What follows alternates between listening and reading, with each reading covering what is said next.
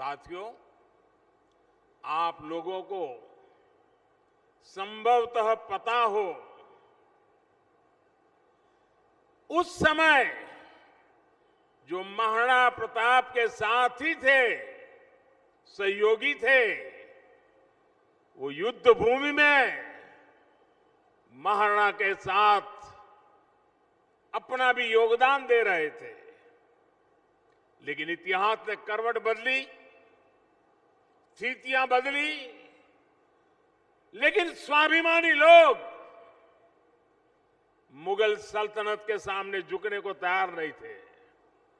और इसलिए उस समय के राणा प्रताप के जो साथी थे, उसमें जो आदिवासी समाज ने बढ़ चढ़ करके राणा प्रताप को साथ दिया था,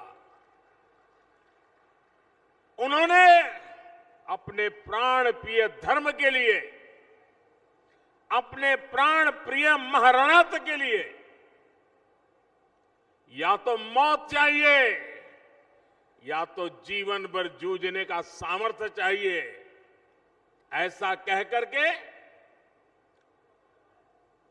फिर से विजय प्राप्त करने का संकल्प लेकर के गुजरात के यहां से सटे हुए इलाके के लोग हो, राजस्थान के हमारी इस आदिवासी धरा के लोग हो, वे लोग यहां से चल दिए थे और निकल करके कुछ लोग महाराष्ट्र गए, कुछ लोग कर्नाटका गए और उसमें कर्नाटका में आज भी वो गौरव से जीते हैं। उस समाज को वहां के लोग हक्की पिक्की समाज के नाम से जानता है और वो जड़ी बूटियों का काम करते हैं और कई पीढ़ियों से वहां रहते हैं।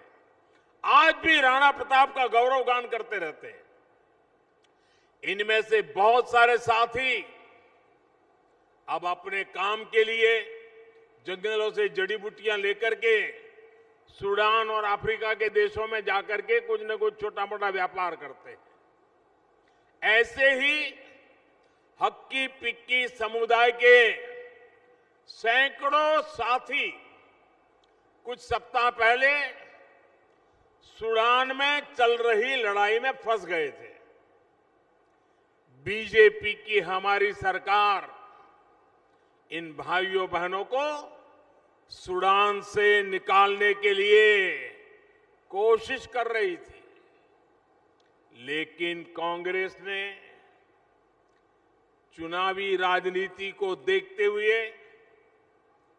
चिल्लाना शुरू कर दिया, हो हल्ला करना शुरू कर दिया।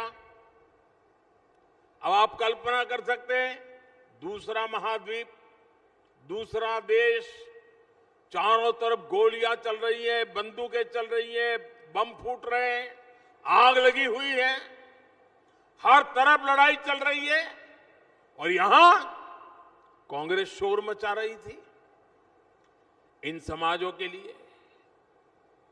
और उसका परिणाम ये आया कि यहां की चिल्लाहट का पता वहां चलने लगा। अच्छा भाई, कुछ लोग यहां पर है, चलो ढूंढो। अब ये लोग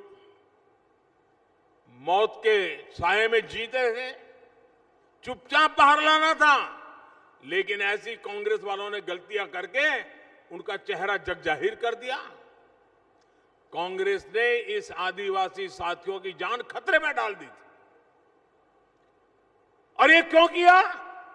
क्योंकि कांग्रेस चाहती थी कि सूडान में इतनी गोलियां चल रही थी, एक आध को तो लग ही जाएगी, और अगर एक आध को लग गई और वो भी हक्की पक्की आदिवासी भाई को लग गई, फिर तो उनको कर्नाटक के चुनाव में खेल खेलने का मजा आ जाएगा, कुछ अनहोनी हो जाए, उसी का इंतजार था ताकि फिर मोदी का गला पकड़ सके।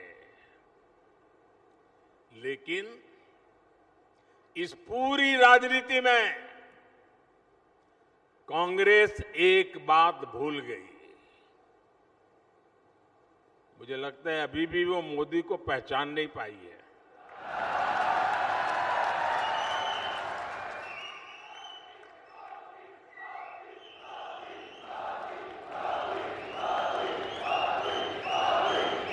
कांग्रेस वालों को पता होना चाहिए था ये मोदी है।